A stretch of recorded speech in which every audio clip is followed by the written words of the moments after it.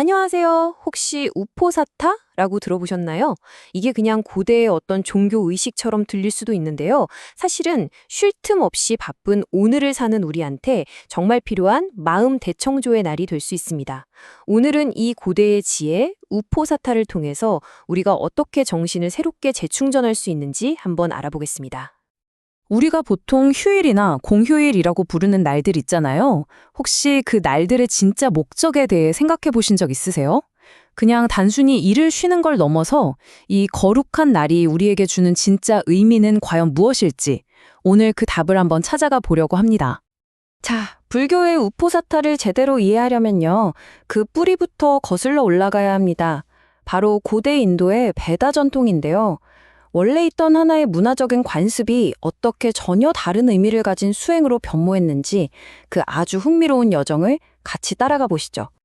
우포사타의 원래 이름은 산스크리트어로 우파바사타였어요. 뜻은 가까이 머물다라는 건데요. 고대 베다 사람들은 달의 주기에 맞춰서 신들이 우리 곁으로 이렇게 내려온다고 믿었던 거죠. 그래서 이날만큼은 좀 금욕하면서 신성함에 더 가까이 다가가려고 했던 겁니다. 그 변화의 과정이 이렇습니다. 기원전 한 1500년경에 베다 전통에서 시작해서 기원전 500년쯤에 빈비사라 왕이 다른 종교들은 다 모이는데 우리도 한번 해보는 게 어떨까요? 하고 제안을 하죠. 그리고 마침내 붓다께서 이걸 받아들여서 완전히 새로운 의미를 부여하게 됩니다. 신을 위한 제사의 날이 인간의 내면을 위한 영적 정화의 날로 재탄생한 아주 극적인 순간이었죠. 그렇다면 불교는 이 고대의 관습을 어떻게 자신들만의 방식으로 바꾸었을까요? 붓다는 이날을 두 그룹, 그러니까 출가 수행자와 일반 신도, 이 두 그룹을 위해 각기 다른, 하지만 결국엔 연결된 목적으로 새롭게 디자인했습니다. 길은 두 가지였지만 목적은 정화라는 하나로 같았습니다. 출가한 스님들한테는 공동체의 규칙을 다시 한번 되새기면서 서로 화합을 다지는 날이었고요. 일반 신도들에게는 잠시 일상에서 벗어나서 내면을 깨끗하게 하고 또 영적인 힘을 얻는 그런 시간이었던 거죠. 자, 이제 붓다가 직접 설명한 아주 중요한 가르침으로 한번 넘어가 볼게요. 한 경전을 보면요. 의식을 그냥 생각 없이 행하는 것과 진짜 진정한 의도를 가지고 실천하는 것의 차이가 얼마나 큰지 극명하게 보여줍니다. 여기서 붓다는 아주 중요한 질문을 던집니다. 당신은 어떻게 지키고 있는가 하면서 세 가지 유형을 보여주는데요. 첫째는 그냥 하루 종일 먹을 것만 생각하는 세속적인 소치는 사람.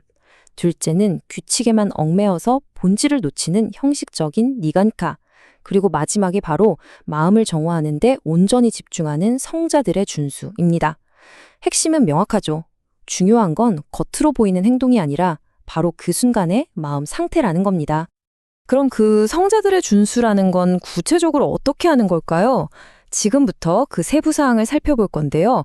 이게 아주 생생한 시선엠의 비유를 통해서 설명이 됩니다. 정말 재밌어요. 첫 번째 단계는 붓다의 훌륭한 덕성을 떠올리는 겁니다. 경전에서는 이걸 더러워진 머리를 깨끗하게 감는 것에 비유하죠. 우리가 머리를 감을 때 세정제나 물 같은 여러 도구가 필요하잖아요. 하지만 여기서 핵심은 결국 스스로 애쓰는 노력입니다. 이 노력이 없으면 마음의 때는 그대로 남아있다는 거죠. 다음은 붓다의 가르침. 단마를 떠올리는 건데요. 이건 마치 더러워진 몸을 씻어내는 것과 같다고 합니다. 이것도 마찬가지예요. 소라고 비누가 있어도 내가 직접 몸을 문지르려는 의지가 없다면 아무 소용 없겠죠? 붓다의 가르침도 마찬가지로 듣기만 하는 게 아니라 적극적으로 실천하려는 노력이 필요하다는 뜻입니다. 세 번째는 성스러운 공동체, 상가를 생각하는 겁니다. 이건 얼룩진 옷을 빠는 것에 비유가 돼요. 옷에 찌든 때를 빼려면 잿물 같은 강력한 세제가 필요하잖아요. 이것처럼 우리 마음속에 아주 완고하게 자리 잡은 오염을 씻어내려면 그만큼 강한 의지가 동원되어야 한다는 걸 보여주는 거죠. 자, 이번엔 시선을 바깥에서 안으로 돌립니다. 마치 흐릿해진 거울을 닦듯이 자기 자신의 도덕성을 돌아보는 거예요.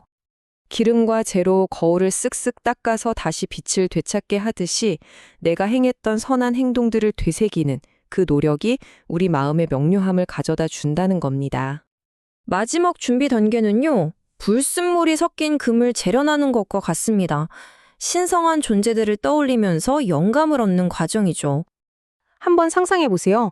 용광로의 그 뜨거운 불 속에서 불순물은 다 타버리고 순수한 금만 남잖아요.